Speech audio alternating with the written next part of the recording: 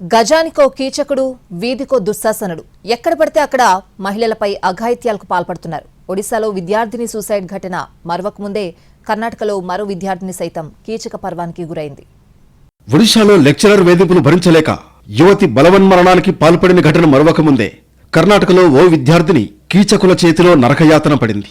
చదువు చెబుతామని, సహకరిస్తామని నమ్మబలికిన లెక్చరర్లు కన్నబిడ్డలా చూసుకోవాల్సిన విద్యార్థినిపై అత్యాచారానికి పాల్పడ్డారు. అంతేకాదు, పదే పదే వీడియోలు చూపించి బెదిరించి కోరిక తీర్చుకున్నారు.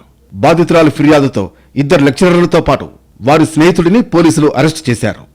చదువులో సహాయం చేస్తానని, కొన్ని నోట్స్ ఇస్తానని ఫిజిక్స్ లెక్చరర్ నరేంద్ర బాధిత విద్యార్థినితో మాట్లాడటం ప్రారంభించాడు.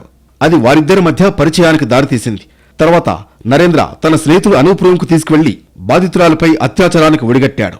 రేప్ ఘటనను ఎవరికీ చెప్పొద్దని బెదిరించాడని ఆమె ఫిర్యాదులో పేర్కొంది. ఆ వీడియోలు తన వద్ద ఉన్నాయని, కొన్ని రోజులకు బయాలజీ లెక్చరర్ సందీప్ అత్యాచారానికి పాల్పడ్డాడని, తన రూమ్లోనే అత్యాచారం జరిగింది కాబట్టి ఆ క్లిప్లు తన వద్ద ఉన్నాయని బెదిరించి అనూప్ కూడా అఘాయిత్యం చేశాడని వాపోయింది. బాధితురాలు మహిళా కమిషన్కు చేసిన ఫిర్యాదుతో మారతహళ్లి పోలీస్ స్టేషన్లో ఎఫ్ఐఆర్ నమోదైంది. వరుసగా జరిగిన ఈ ఘటనలతో కలత చెందిన విద్యార్థిని అత్యాచార పర్వాన్ని తన కుటుంబానికి చెప్పింది. దాంతో వారు మహిళా కమిషన్ను ఆశ్రయించారు. ఈ క్రమంలోనే 3 నిందితులను పోలీసులు అరెస్టు చేశారు.